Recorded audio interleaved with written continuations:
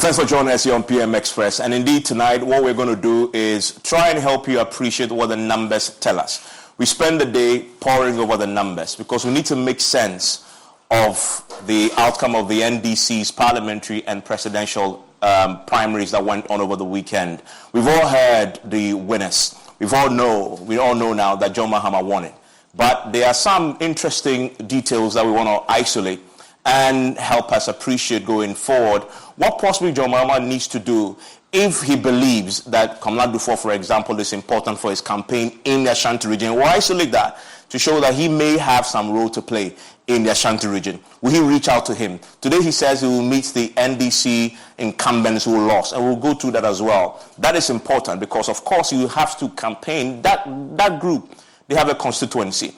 That's why he needs them. But what about the other two presidential aspirants also? So let's get straight to it. What are the numbers? If you look at John Mahama comes up with 98.95% of the vote. Very significant, overwhelming. In all the primaries is contested in the past, never has he attained this particular number. So this is significant for him, and that is what he was aiming to achieve. 98.95%. That is significant. And then you come to Kojo Bonsu, who only managed 1.05% of the votes. Now, what I want you to focus on, the interesting number here is the rejected ballots.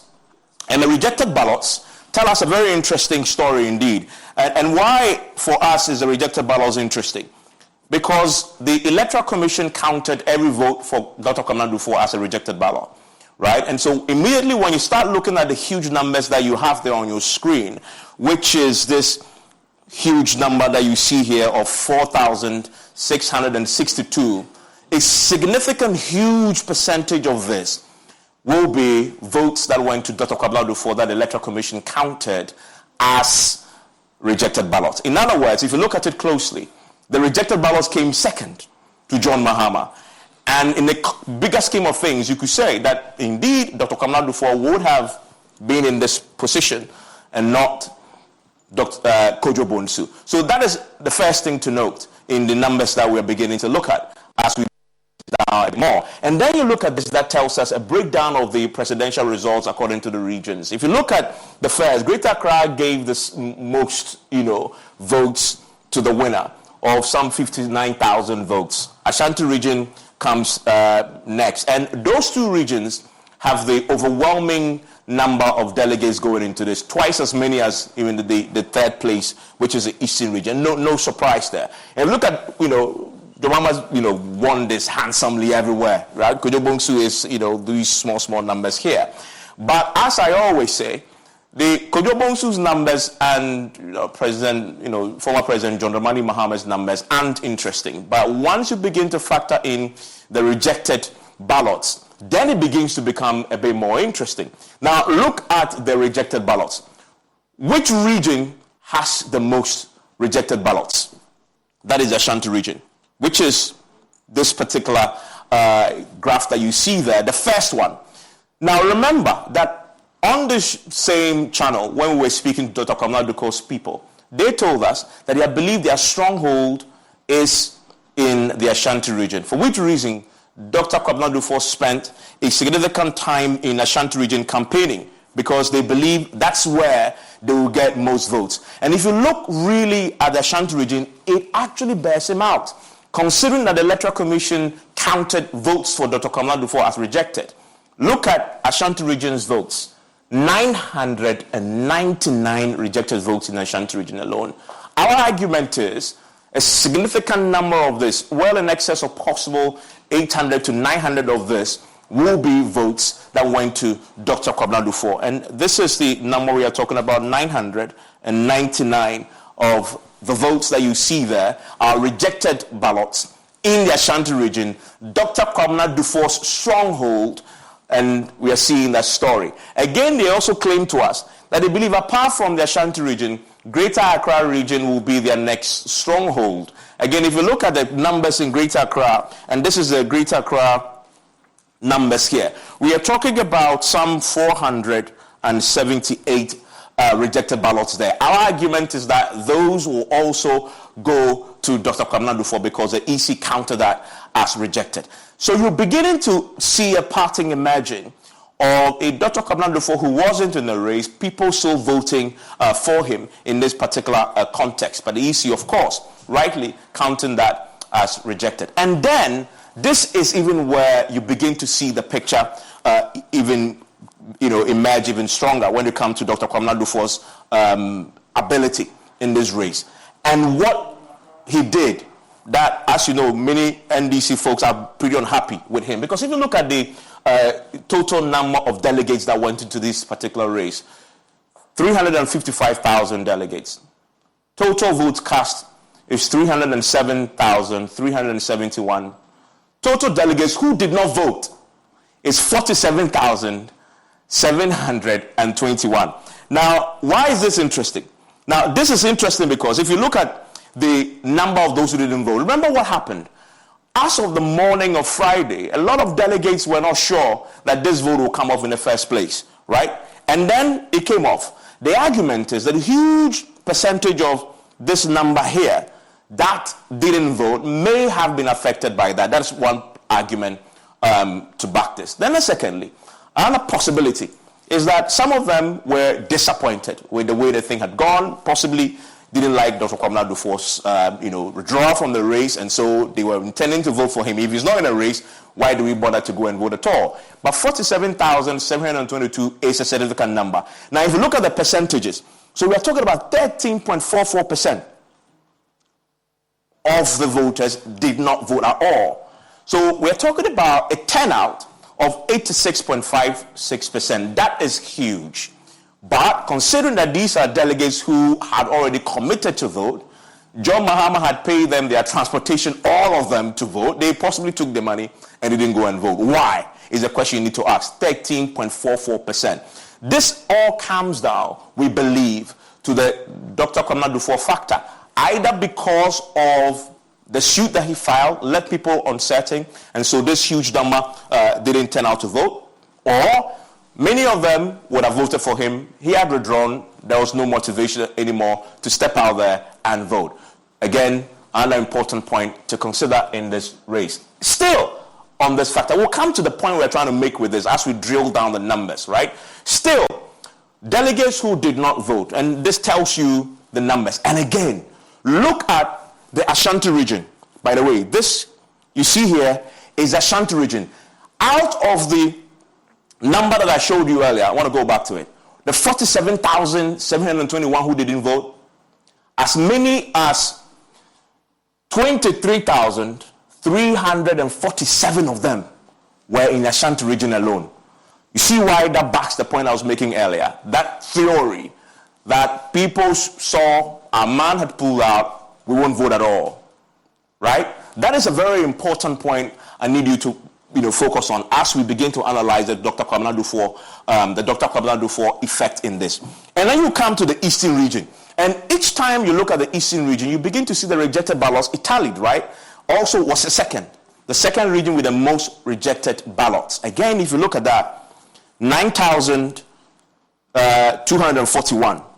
But if you put the two together, plus the Greater Accra region of 4,350 people who did not turn out to vote, that begin to tell you that you cannot discount that at least in the Ashanti region, these 23,347 delegates who didn't turn out to vote will be important going forward. These are people that John Mahama will need to reach out to get them on board going into the elections. Elections is about numbers.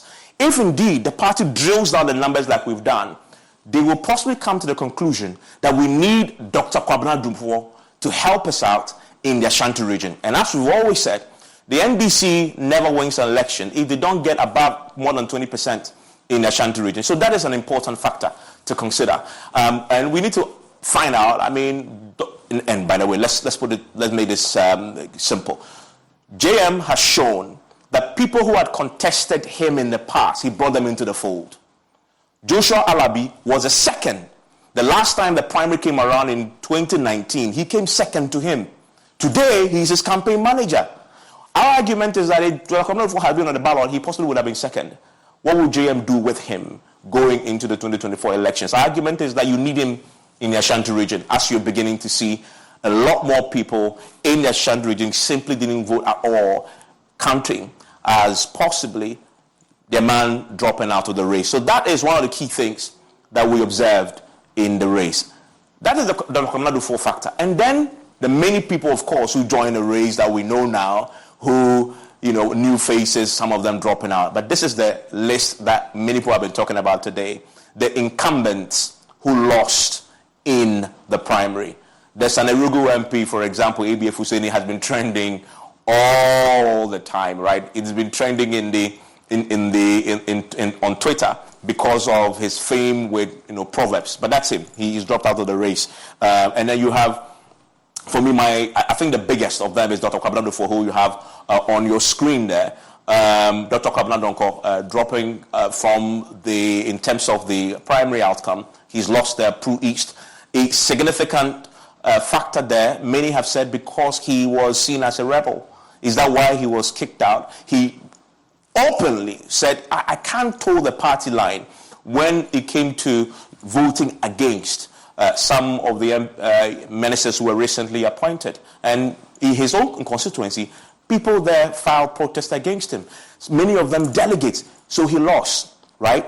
So that's an interesting story emerging there. So there are 16 of them who indeed we know now aren't going back to Parliament after the 2024 elections because they lost in the primary. They have 1.5 more years to go, and then that'll be it. A lot of them indeed, some of them, the Bongo MP, for example, another one who lost. But look at the margins.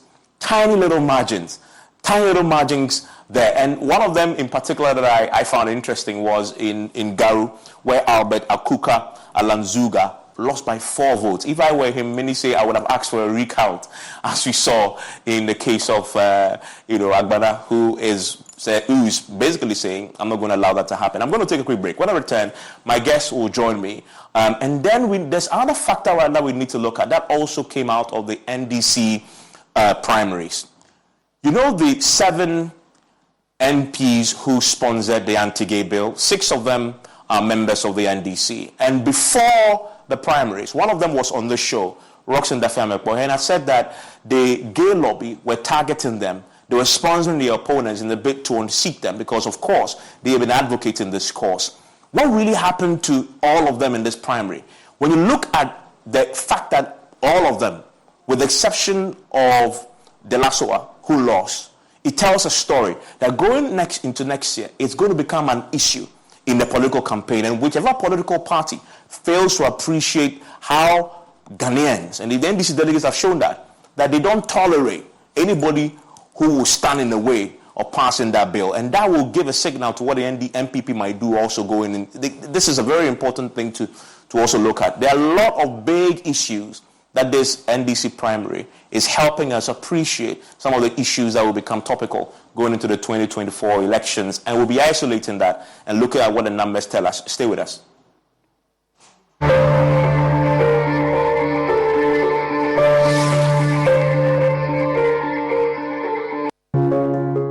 Every day, people have money emergencies. Ma, I need my school fees emergency. Mommy chop money emergency. Emergency. Catch it. I'm your rent emergency. Now, there's a new emergency number in town. More money, challenge and enjoyment. At the top life we got. Dial star 770 hash for all your money emergencies and chop life. Dial star 770 hash for money emergencies and get easy and quick access to your money, loans, and other banking needs. EcoBank, the Pan-African Bank.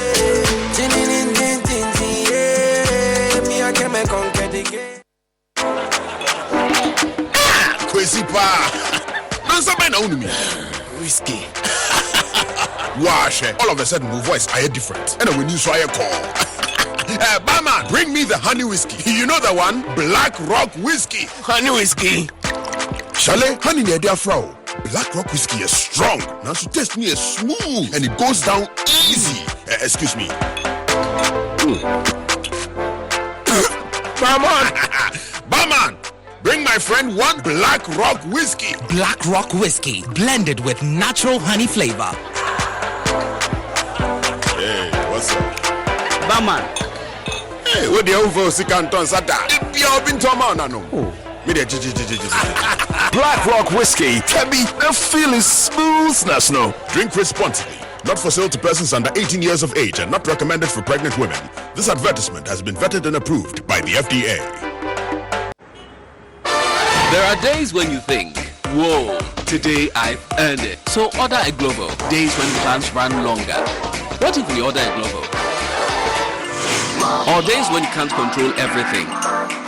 Oh yes, because on Glovo, you can order anything you want. Glovo, you order, we deliver. For crystal clear and thrilling podcasts and live shows, download and listen to us on Apple, Spotify, TuneIn, Google Podcasts, MyJoy Online, Amazon services like Echo, Amazon Music, and Audible, Stitcher, Adom Online, Overcast, and Pandora. Take note of everything. Sign up for the multimedia digital platforms now to stay updated.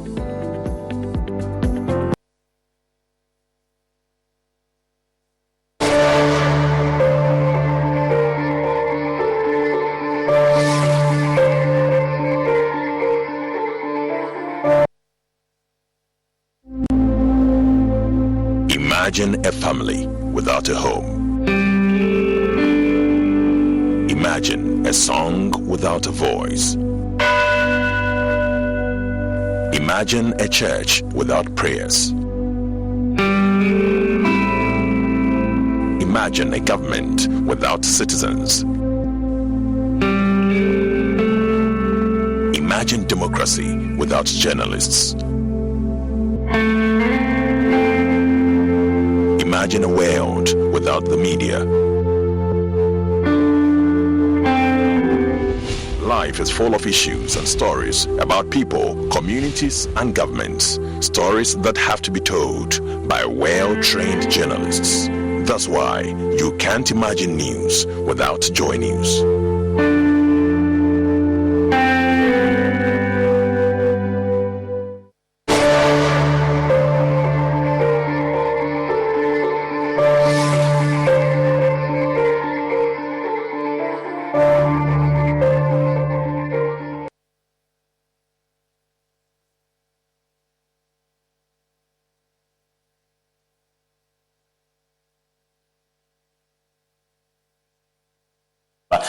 So, as you've been joining us, as we've been doing the analysis from the primaries over the weekend, Sam George, his face is on the touch screen, but he's seated here with me, and that's why I want to go to that next. And for us, that is an important thing to look for going into next year. Going into this primary, many were uncertain. What will happen to these 7 sponsors of the anti-gay bill? Will they lose their seats? Because we knew, at least Roxing had confirmed it on this show, that they become targets. So what happened to them in the primaries? It's interesting to look at. But also, it signals what will happen next year. And I've heard Sam George today on the Super Morning Show saying that many of the religious bodies, both Christian and Muslim, were out there in the numbers helping and supporting his campaign because they believed in what he was representing in pushing through this bill and advocating for it. And that, for me, made a very important point, that going into the 2024 elections, you cannot sit on the fence on the matter because these religious forces, they have the numbers.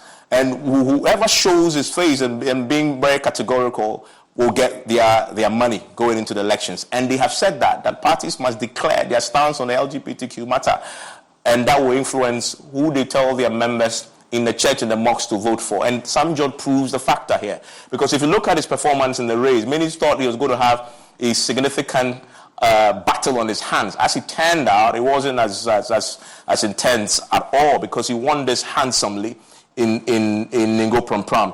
And if you look at this bit here, we are talking about the margin that he won by in the last primary in 2019, only won by 7 votes.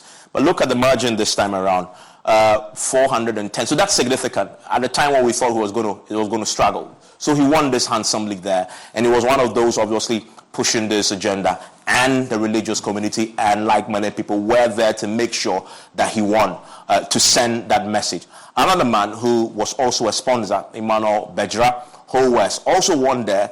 And again, if you look at from the last elections to now, he had increased his margin from 290 to 341 votes. And then Roxin Nelson Dafiamekwo, of course, won. But of course, you have Samokudu Tablaka, who is also there, but he was unopposed. And so for him, the story really not as interesting. So for me, that tells a story. But De La Soa lost.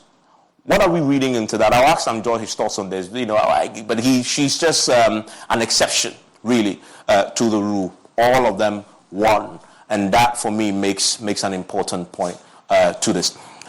But there are also some interesting faces, a lot of new faces coming in, and you have Sadiq Abubakar, very interesting. Oh, but look at Charles Asiru. Charles Asiru is the son of Asiru Nketia, by the way. And Asiru Nketia will be very proud of his son getting into politics in Tano South. And of course, the former General Secretary of the Ghana Medical Association also winning in the not Tano South. This is in Lambushi, in the Upper West region. And then Joanna Jan Kujo, that is the wife of Keche. And before the elections, she really ran a very tight campaign there, and she also came through handsomely in there. And then this is the one that is in the tie, which is still now being. Which is also still now being a subject of some controversy. The party is trying to resolve this matter. There's one vote counted. Well, Edem Agbana won, recounted, and then there was a tie, which the party will have to find a way of resolving this. That's the outstanding bit. Let me go to Sam George, who is seating. He's seated already, and also Felix Kwachifo. So both of them won. And so we need to say congratulations for them. Also joining us on Zoom right now is Titus Berio, who always joins us in the evening. And I would have introduced him as the General Secretary of the Ghana Medical Association. We'll go straight into talking something about COVID or, the workers' conditions of service for doctors. But now let me introduce him as the parliamentary candidate elect for Lambushi. Thank you very much for joining us, Titus, and congratulations to you. Thank you, Evans. Good evening to senior comrades in the studios. Indeed, you have to pay homage where homage is due. They're senior comrades indeed. And guess who? The senior most of all comrades is also joining us right now. He's in the person of the MP for Asawase, the former Minority Chief Whip, Muntaka Mubarak. I am grateful, Mr. Mubarak, that you join us here on PM Express. I know your battle, just like Sam George, many thought was going to be fierce. It turned out that you really gave him a whipping. And I watched this all the way. I've interviewed you many, many times. I was in no doubt that you were going to win this. And thankfully, you went through and sailed through nicely. Thanks for joining us also. But let me go to Sam George first because of where I was ending with this analysis of the LGBTQ matter. Sam George, I'm grateful that you could join us in the studio right now. But I want to ask you that question. I mean, many going into this had thought that was going to be an issue. On the show, your colleague, Roxin Nelson Dafiamekwo, had told us that, some, gay lobbies were campaigning in your constituency, trying to unseat you. Did you see that play a role at all in elections before Saturday? And if so, how did you overcome it? Well, good evening to our viewers and to my co-panelists, Felix and comrades online, Senior Muntaka and Comrade Beyo. Well, like Roxin stated, the various interest groups were present on the ground. They tried to have their say, but the forces of light had their way. They did what they thought they could do best. But the beauty of it is that the NDC delegates have come to a position where they know what they want. They know the quality that is required in Parliament. And they were not going to be swayed around by things that first and foremost they weren't convinced about, they had no conviction on. And so for me, I thought that it was a lot more of hype and noise by what I call the forces of darkness. And eventually reason and logic prevailed. Okay.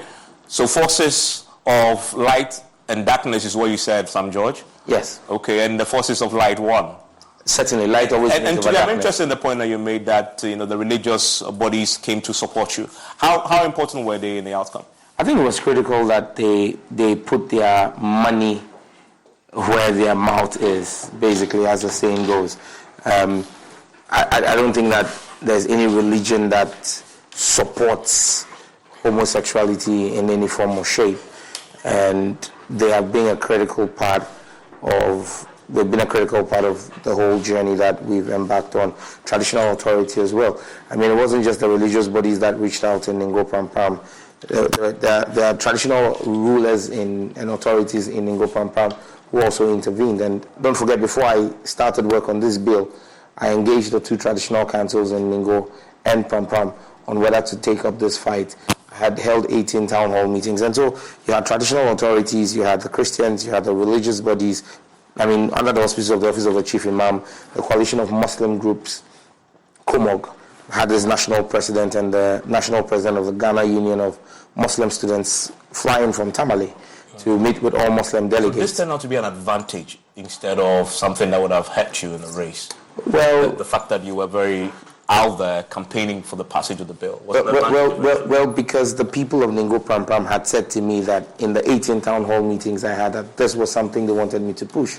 And so basically I was only following what was their desire. And so why would they vote against an MP who is doing what they've asked him to do? Would you vote against your MP if he was doing what you asked him to do? Of course not. Out of the 6 of you, only the Lasowa, fell. I don't know if you've called there. Do you think could we read any other meaning to that? It's just unfortunate. I haven't spoken with Dela, but the situation in Pando is not. You cannot attribute it to the LGBTQ. I mean, if you just did, you can have your team do an analysis of her stand or her standing in the constituency over the last 2-3 elections. And I mean, Sebastian Day is not a new face. He contested her the last time and came second. Yeah. And then you look at the general elections and the outcome of the general elections and how that had played out. There were even suggestions that she may not have even run until she made up her mind to run. So I would not place her loss at the doorstep of the LGBTQ influence. No. Anyway, congratulations to you again. Another man joining me in the studio is Felix. Felix won the last time. He's won again. I was just telling you before he came on the show that his constituency wasn't interesting because we thought it was a foregone conclusion, and so he proved. He says, well, I was not taking it for granted at all. You gave it your all. Absolutely. The results belie the intensity and fierceness of the contest. It was quite eventful. As you indicated, I did not take chances at all.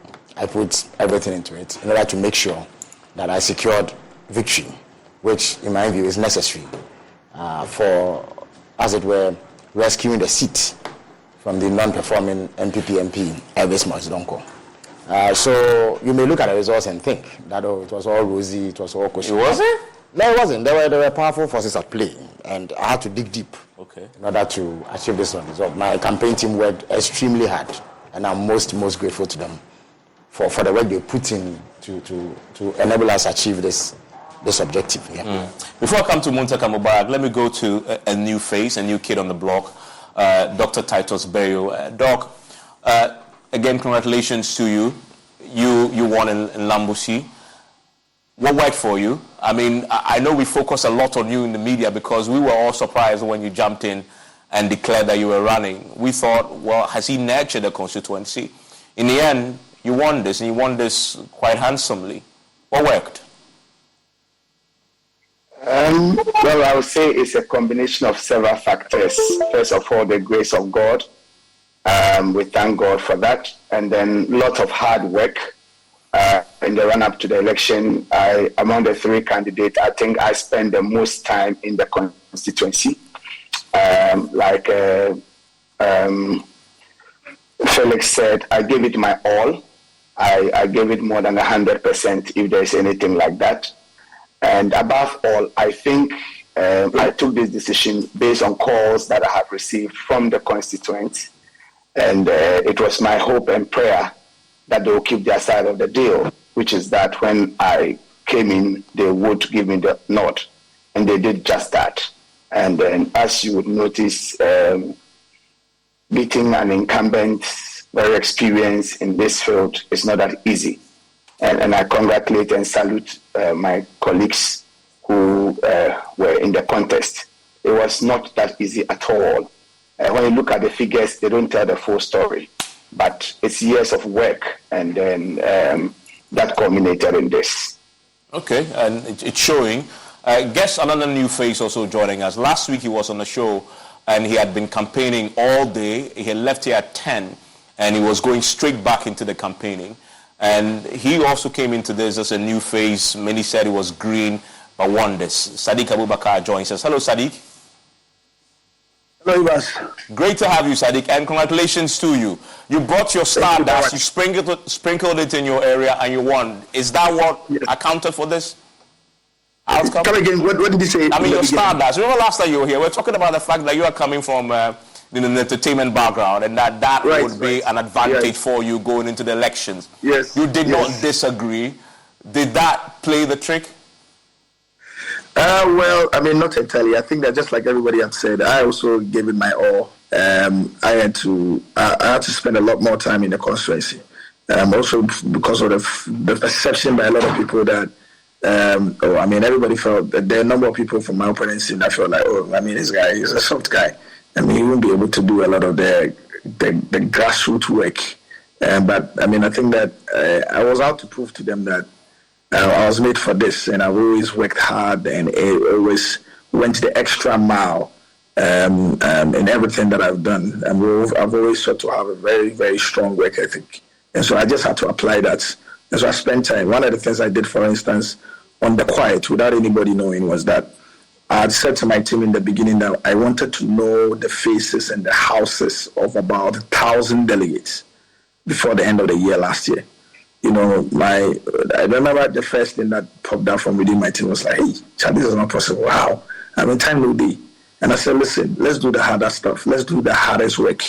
So we spent time going. We couldn't achieve the 1,000 target, but we did almost 800, where we knew we went to each and everyone's house, spoke to them, engaged them out of these 800, had their contacts, and then introduced the message to them. So by the time we were going into the branches, these group had almost were part, the interactions with them and the feedback, that all of that went into the messaging that we took around during the branches, and all of that helped. So I really, really applied it.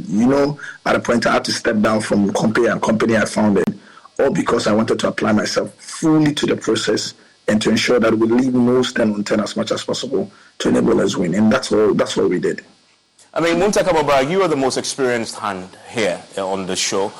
Your constituency was a hotbed of political controversy going into this, and many thought this possibly could be your last. Today, in fact, your good friend, former leader Haruna Iddrisu, told us at midday that you were a target of people in your party forces who wanted you out of that particular constituency, and they were using this primary as a means of getting you out.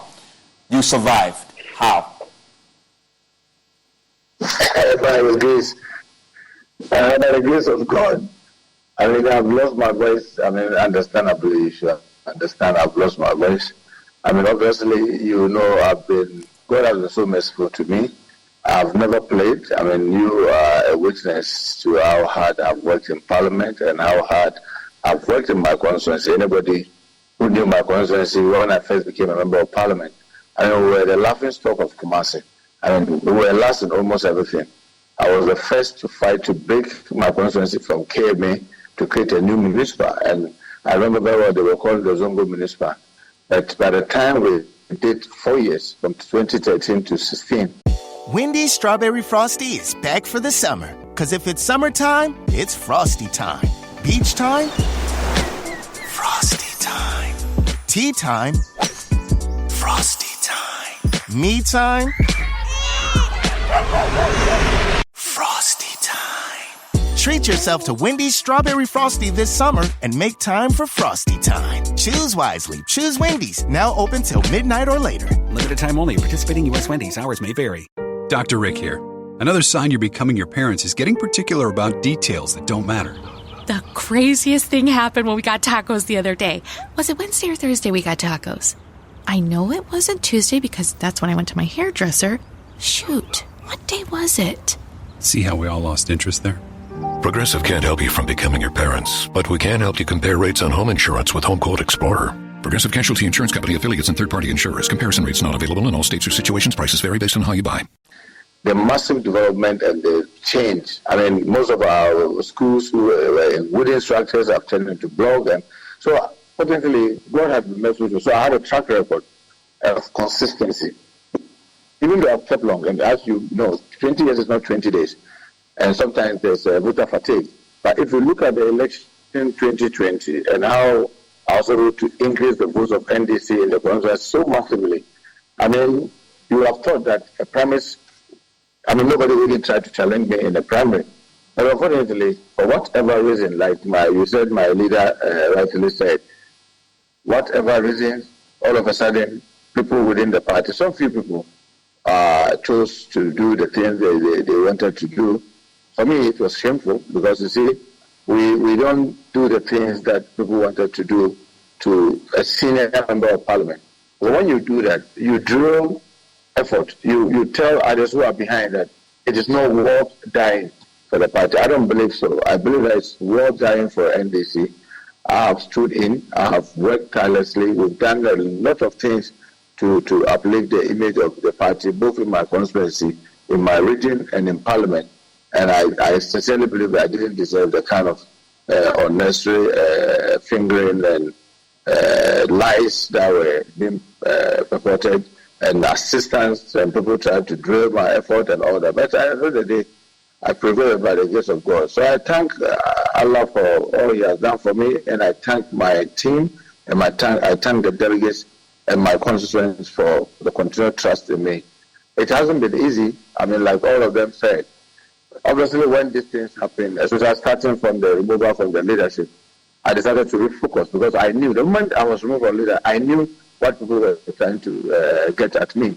So I focused on my constituency, and it has paid off because I worked very hard with the team. And fortunately, because I knew the constituency inside out, I wasn't a new person. I've been tested and tried many times. People can attest to the fact that my word, even my constituency, is like a knife. I won't give you my word and take it back. So those things help me, and I'm grateful. And I think into the future, I need to even work harder. I mean, George, I want to drill down a bit to the scale of winning a primary when the delegates list has expanded quite exponentially. How do you go around? And Sadiq said something. He gave himself a task of meeting individually, going to homes of 1,000 delegates and seeing them on their turf, in their homes. What was your strategy? Well, for me, every election is different. No two elections are the same. My first election in 2015 against Honorable E.T. Mensah had a delegates list of 16,000. Okay, so that was completely different from 2019, where there was a delegate list of 847 and 807 voted. And then in this election, 1,747 and about 1,690 voted. So every election is different. But what is cardinal and principal is understanding what the mindset of the delegates are and being able to drill down into it, whether it's a parliamentary election or it's the presidential primaries, because ultimately you need to sell a message and you need to know what the delegates themselves are looking out for. And I believe that delegates elections are just a microcosm of the general elections. And for example, going into the 2024 general elections, the key things that Ghanaians are going to be looking for. It's those Ghanaians, the delegates in Ngo Pram are a microcosm, they're a sample group of those Ghanaians. So for example, today when President Mahama in his acceptance speech spoke about the fact that he's going to be giving the media the free rein to work without fear, it's something that would resonate with the media fraternity, giving the fear you're working under today. When he spoke about the fact that persons who had their bonds locked up within a year of his coming into government will have their bonds or their funds paid back to them will resonate with a group of people who have suffered under this government.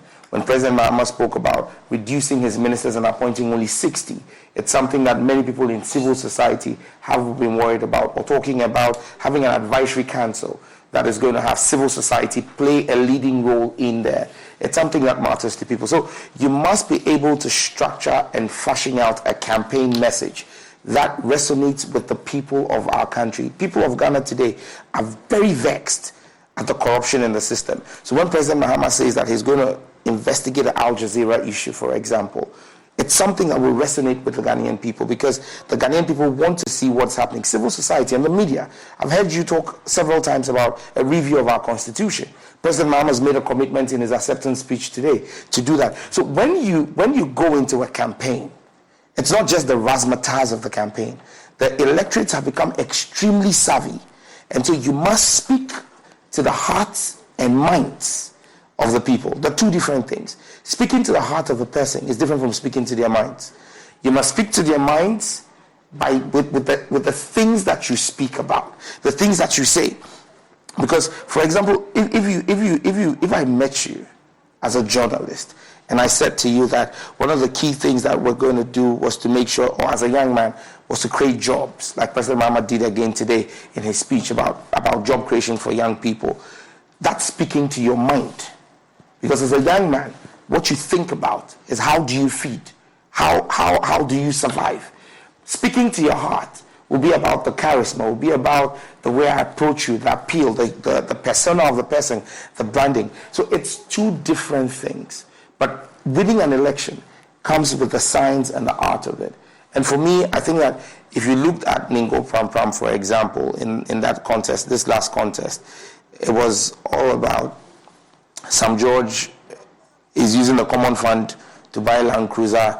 Sam George has used the common fund to buy a Land Cruiser. He's using the common fund to take care of his wife and children. Sam George walks like a policeman. Those were the campaign messages of the other side. Now, you have people who are educated and people who work in the local government service and know that the common fund doesn't come to an MP, it goes to the assembly. But you think the delegates appreciate that nuance? Well, I don't know where you come from, but in Ningo Pram, people do. They knew. They knew that such a character was not the type they would send to Parliament. If he could insult their intelligence by coming to tell them that the MP has used the common fund to buy a Land Cruiser, when they hear every 4 years the brouhaha about the loan for Land Cruisers for MPs, I mean, people think, and that's why I said to you, the electorates have become savvy. And so when you tell them that Sam George works like a policeman, they want an MP who is going to be security conscious and able to police the ballot box and protect the votes that need, the 100,000 votes Ningo Pram will give to John Mahama. They want an MP who has what it takes to protect it. So if you come there as a timid soul and come and tell them that Sam George works as a policeman, they want a policeman for the ballot box. So those are the things that would appeal to the hearts and souls of the people. And like I said, the parliamentary is just like a subset of the larger. When you look at the presidential, whilst other people were frolicking on their own and attacking President Mahama's personality and his enviable track record that they would have run on in the unlikely event that they became flag bearer. Would dare do that? Flag bearer. Oh, people did that in this campaign. Why?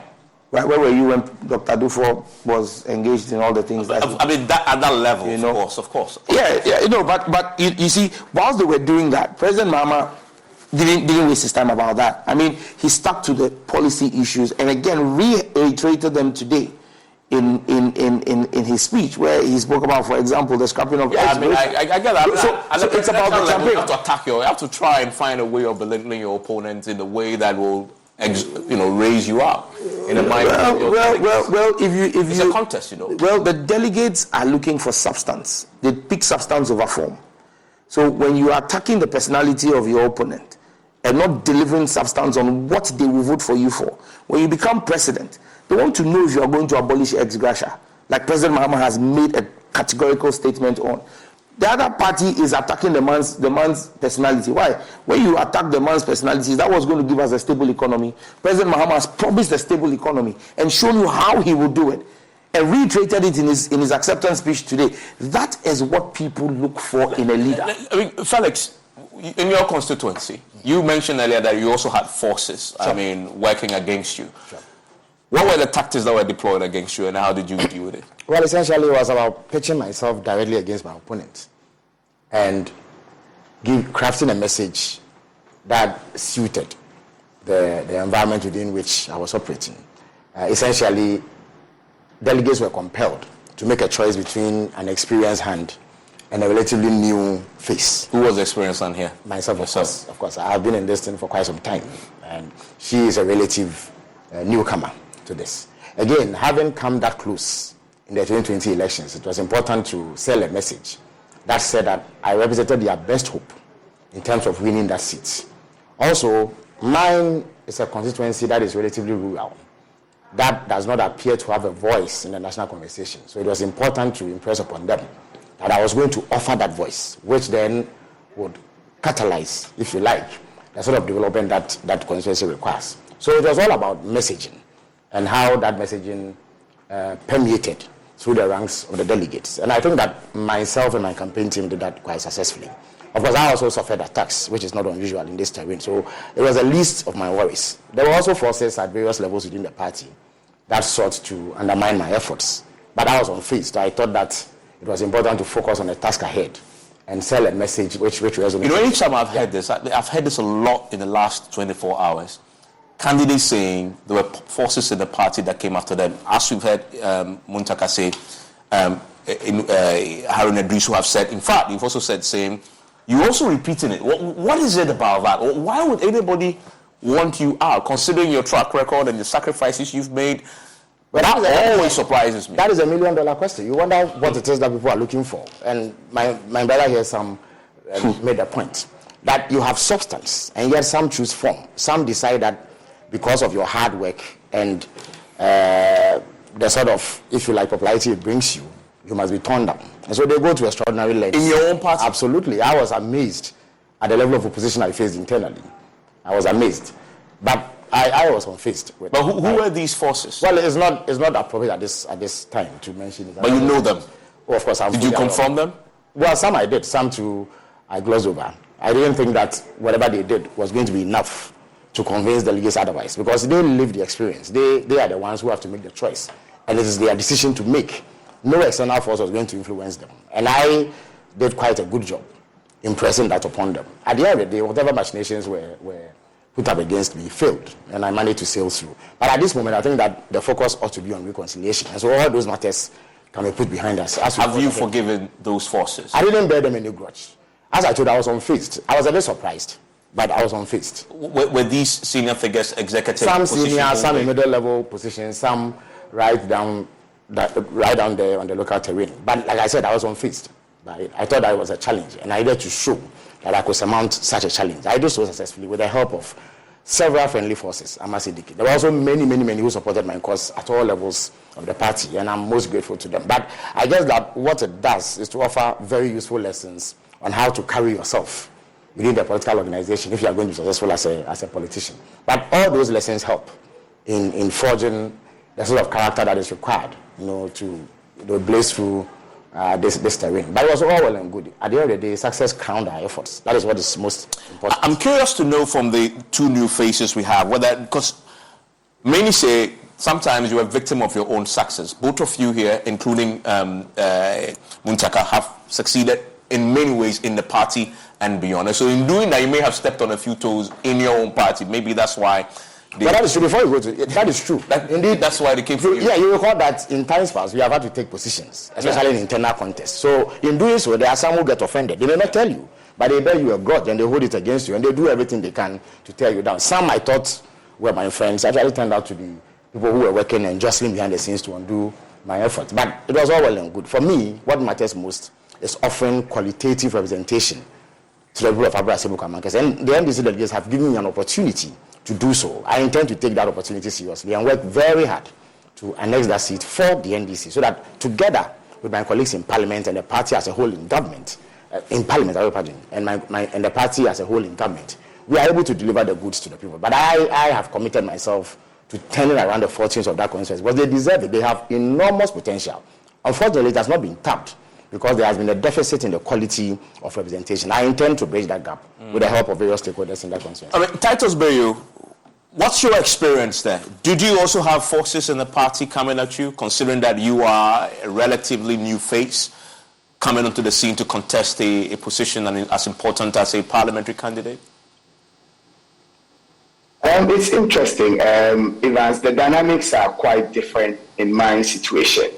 I came in with a pedigree of an academic, successful career in union leadership, and a whole lot of other issues. And that in itself, instead of being an advantage. Wendy's Strawberry Frosty is back for the summer. Because if it's summertime, it's Frosty time. Beach time? Frosty time. Tea time? Frosty time. Me time? Frosty time. Treat yourself to Wendy's Strawberry Frosty this summer and make time for Frosty time. Choose wisely. Choose Wendy's. Now open till midnight or later. Limited time only. Participating U.S. Wendy's. Hours may vary. Sometimes is taken by your opponents as a disadvantage. And so you find a situation where instead of campaigning on issues, people tend to attack you. In my instance, what helped is that, like my colleagues have said, is having a message that resonates with the people. I had a solid team, and my campaign was championed by the youth because I'm youthful myself, and I could resonate with the problems of the youth. And so the youth took up my battles for me. I did not really have forces within the party working against me that I can count off. But then people will just take things that are really good of you and turn them into negative. I faced peculiar situations in my area because there were tribal issues where people wanted to play the tribal card and therefore they assassinate your character. And in fact, if there's a lesson I have learned, I just told my colleagues, my next medical lecture, I'll be telling my medical students, instead of doing a DNA test, if you really want to know your parents, you want to know your paternity or stuff, just pick up a political party card and attempt to contest for a position. And your history will be traced to you, both the truth and the lies. You know, people fabricated all sort of things against me that were not real. But the critical thing is to focus. Do you have a message to deliver? Yes. What was our message? Advocacy is lacking. I am coming from a district that is very deprived, that is not getting its share of the national cake. And what is needed there is a strong leader, one with the capacity to do proper representation, one with the capacity to advocate for development in the area. And I think my constituent bought this over tribal sentiments. I mean, you would find people telling you, we have several tribes in the constituency. We have the Sisales, we have the Gatis, we have Wala, we have Moshi, Fulanis, all within the mix. And you would find people trying to push for a Sisala candidate, others thinking that, okay, there are two people of Dagati origin, let's spread the vote, let the Sisala candidate win. But what was interesting is that people will tell you, we don't care the tribe of the person. What we care is development. What we care is someone who can represent us well. And so when these tribal sentiments come up, we find people within the same tribe rising up and say, look at the quality, not the color the person is wearing. Look at the quality, not the language the person speaks. And I think that really, really, really worked. And if there's a lesson I've learned from this, it is that politicians must begin to realize, as His Excellency John Dramani Mahama stated, the delegates are the kingmakers, and they appreciate and know what is good, and they know what they want. The era where you just attack someone's character, their personality, and use that to get vote is long past. They are sifting between the messages they receive, they analyze it.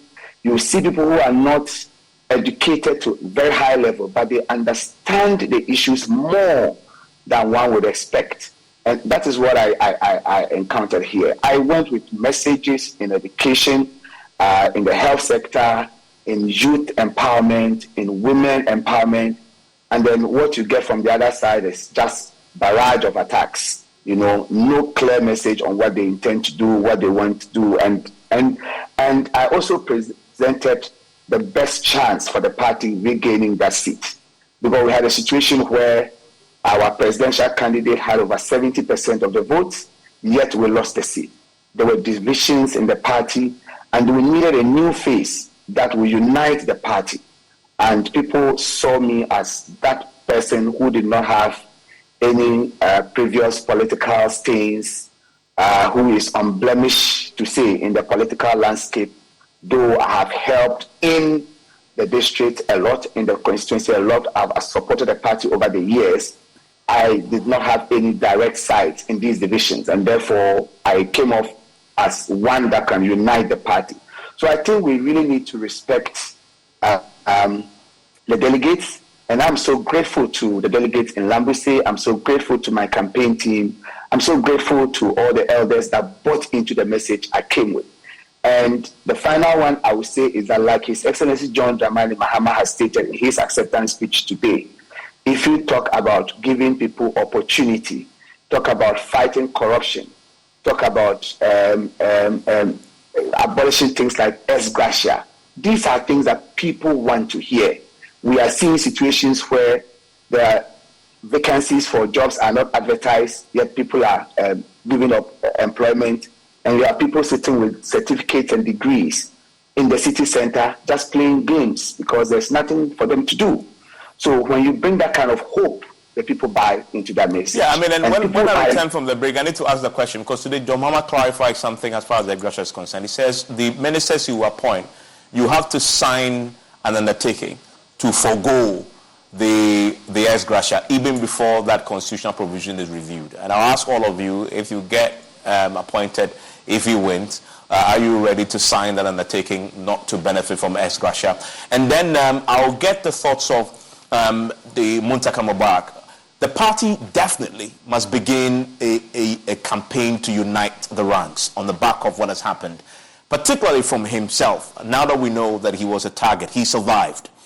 What will it take to unite the party? I'll get the thoughts of Sadiq as well on that very important subject. John Mahama today says one of the first things you want to do immediately is to meet all the incumbents who lost. There are 16 or so of them who lost. Muntaka says 16 too many, and that could have been avoided. I'll get his thoughts after this.